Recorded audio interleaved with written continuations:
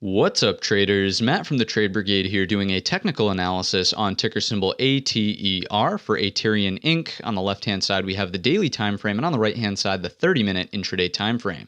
First things first, this of course will be a bit of an update, and the main thing to talk about today is exactly what we started to get into yesterday, right? Basically, this is starting to do the slow grind lower thing into that area we know at 745. So it's not likely going to be a first touch buy in my estimation. It really needed some higher tempo to get into this area and sort of act as a dead cat bounce zone. And to me, it's just not exhibiting that, okay? Especially given the fact that the entire broad market today, both the S&Ps as well as the NASDAQ, so the Qs, were extremely bullish, right? Big gap up across the entire market. And in the earlier parts of the session, it continued higher. Obviously, into the end of the day, we got a little pullback. However, this just didn't want to go with the market at all at any point in time. Don't get me wrong, the 50 SMA is here, but I'm just not seeing it as a structural buy at this point in time. So please continue to exercise patience inside of ATER. This to me is not striking me as a first touch buy anymore either, just based again on the grindy sort of nature lower here. It's just, it doesn't have the tempo associated with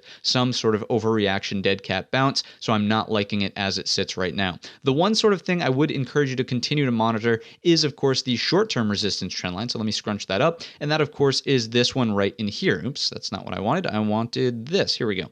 And so if this can break, then don't get me wrong, there is potential for a small breakout trade, but our targets are going to be much more minimized, right? So maybe it's up and over 9 to get into that 1036, as we know that comes from in here. But as the chart sits right now, it doesn't look like the most attractive thing that I would gravitate to. I think there are better setups across the rest of the market. So if you enjoyed the update today, especially the part about the intermarket play and how, the broad market was bullish and this was really just lagging, let me know in the comments section. This stuff is important whenever you're making trading decisions. If you enjoyed the video, let me know again in the comments section. Give the video a thumbs up, all that jazz.